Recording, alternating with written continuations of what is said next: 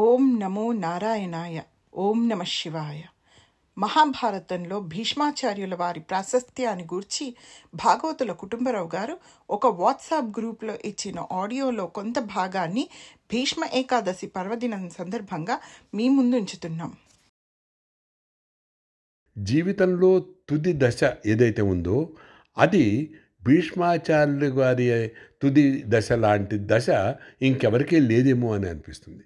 ఎందుకనంటే ఆయన చివరి దశ అనుశాసన పర్వం కనుక మహాభారతంలో కనుక చదివితే అసలు ఎంత అద్భుతమైన చివరి దశ అది అన్నట్లు అనిపిస్తుంది. దాదాపు అవతార పురుషులైన శ్రీరాముడు శ్రీకృష్ణుడు కూడా అవసాన దశలో అంటే అవతారం చాలించేటప్పుడు అంత ఆనందంగా వాళ్ళు వెళ్ళలేదు. అయితే ఈయన ఎంత అత్యద్భుతంగా ఉంటుందంటే ఆయన మహాయోగి ఏం చేశాడంటే ఆ గుచ్చుకున్న బాణాలనే ఆయన ఒక శయ్యగా మార్చుకోగలిగాడు. అంటే ఎంతటి యోగి అంటే ఆయనకి మనసు దేహానికి ఎక్కడా కూడా ఆ బాణాల వల్ల గుచ్చుకున్న బాణాల వల్ల ఆయనకి ఎలాంటి బాధ లేకుండా యోగం ఉంది. అటువంటి యోగి అతను లేకుండా చూసుకోగలిగేంతటి యోగి అయిపోయింది. ఆయన తన శరీరం విడవడానికి ఉత్తరాయణ పుణ్యకాలం కోసం ఆయన ఎదురు చూశాడు. ఆయన ఎదురు చూడటం ఏదైతే ఉందో అది అందరి పాలిట, ముఖ్యంగా మన పాలిట కూడా వరం. ఆయన ఉత్తరాయణ పుణ్యకాలంలోనే కనుక ఆయన ఇదంతా జరిగి ఉంటే వెంటనే ఆయన శరీరాన్ని వదిలి ఉంటే ఎన్నో అత్యద్భుతమైన విషయాలు మనకి లభించేవి కావు. ఇది అందువల్ల ఎప్పుడైతే ఆయన అంపశయ్య మీద ఉన్నాడో శ్రీకృష్ణుడు ఆ అవకాశాన్ని అస్సలు జారవిడ్చుకోదలుచుకోలేదు.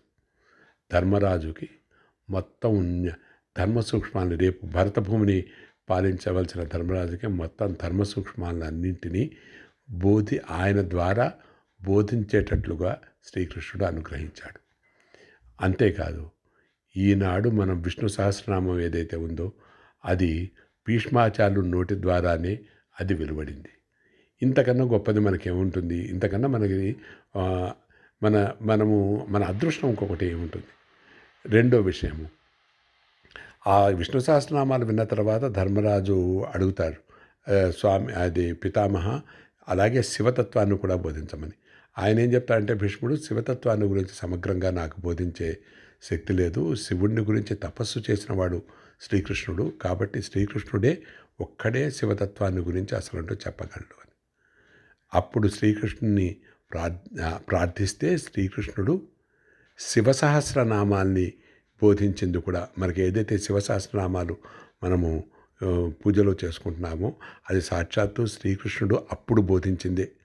ఆ సమయంలో మాత్రం ఎన్ని గొప్ప విషయాలు జరిగాయి అక్కడ. ఏమిటంటే విష్ణు సహస్రనామం, శివ సహస్రనామం, అలాగే ధర్మరాజుకి నీతి శాస్త్రం. ఆ ధర్మరాజు యొక్క రాజనీతి శాస్త్రం ఎలాంటిదంటే ఈనాటికి కూడా ఎవరైతే నిర్వాహకులు ఉంటారో వారికి పూర్తిగా అది ఉపయోగపడుతుంది. నేను కూడా అందులో కొన్ని అంశాలని చాలామందితో అవసరమైనప్పుడు ప్రస్తావిస్తూ ఉంటాను.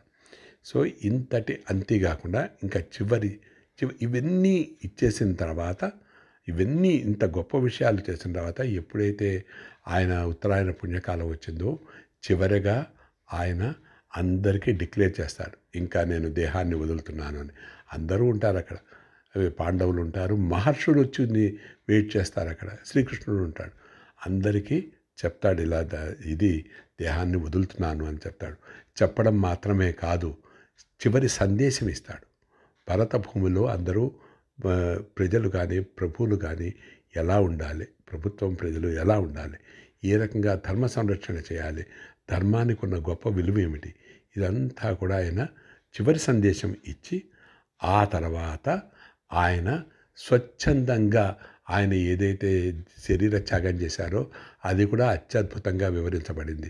ఏమిటంటే అతను యోగశక్తి ద్వారా ఆయన తన ప్రాణాన్ని పైకి తీసుకొస్తాడు. మూలాధారం నుంచి వరుసగా పైకి సహస్రారం వరకు తీసుకెళ్తుండగా ఎలాగైతే పైకి వెళ్తుందో ప్రాణశక్తి, అటువంటప్పుడు కింద ఉన్న శరీర భాగాలన్నీ అలా ఊరికే ఏదో కొమ్మలు రాలినట్టుగా అట్లా రాలిపోతూ ఉంటాయి, నిర్జీవంగా అయిపోయి.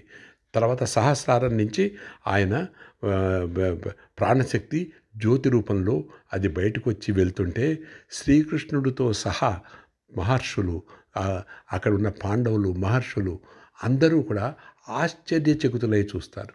శ్రీకృష్ణుడికి ఆశ్చర్యం వేస్తుంది. ఏమిటంటే ఆయన అలా యోగశక్తి ద్వారా ఆయన శరీరాన్ని, అది ప్రాణశక్తిని సహస్రారం ద్వారా బయటికి తీసుకువెళ్ళడం అనేది. సో ఇది ఎంత అత్యద్భుతమైన పర్వం అంటే, ఆయన కేవలం భీష్మ పితామహుడు మాత్రమే ఆయన చివరి దశలో ఇంత మహత్తరంగా ఉన్న పరిస్థితి ఏదైతే ఉందో ఆ ఒక్కదానికే వేరుగా అనుశాసన పర్వం అని ఉంది. ఆ అనుశాసన పర్వం ఏమిటంటే, అంతవరకు భారతంలో బోధించిన అన్ని పర్వాల యొక్క అన్ని ధర్మ సూక్ష్మాలన్నిటినీ చివరిలో సమ్మరీ లాంటిది. అది మనం ఎస్సేనో లేకపోతే ప్రసంగం అంతా ఉన్న తర్వాత చివరిలో ఫైనల్ పాయింట్స్ కోట్ చేయటమో ఏదో చెప్తారు, అదే ఇలాంటిది. ఇంత అత్యద్భుతమైన భీష్మాచార్యుల చివరి దశ ఏదైతే ఉందో అది అటువంటి దశ అసలు మనకి ఇంకెక్కడా కనిపించదు.